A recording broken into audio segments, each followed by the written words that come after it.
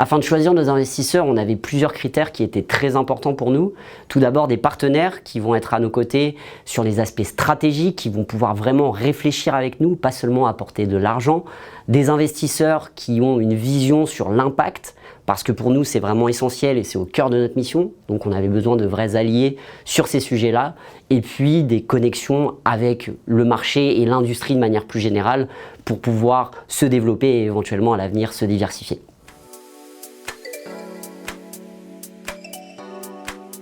Pour commencer par le point faible, quand on a rencontré le fondateur Vincent, pour être honnête, il ressemblait à rien. Il était décontracté, pas très bien habillé.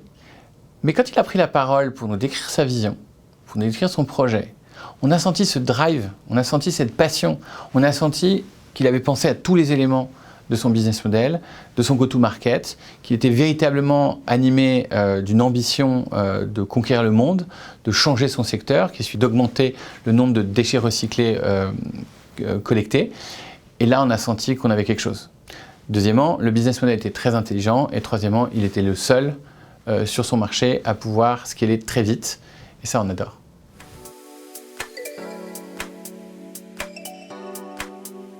Alors ça s'est traduit assez vite, c'est un investissement qui est assez récent, mais déjà on a eu des mises en relation qui étaient très pertinentes avec certains acteurs, gros acteurs du marché, qui nous permettent de pouvoir commencer à initier des discussions, potentiellement de nouveaux partenariats et forcément des relais de croissance.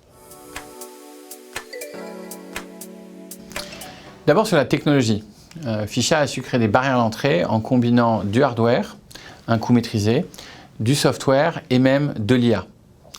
Deuxièmement, au niveau de l'équipe est vraiment très homogène en termes d'ambition et très capable, comme ils l'ont démontré, d'aller chercher une croissance à 3 chiffres, semestre après semestre.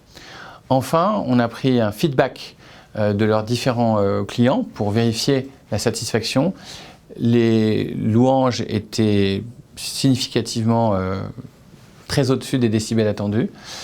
Et on a senti que leurs clients étaient tombés amoureux par ce dialogue de co-construction qu'ils avaient su nourrir avec leurs clients.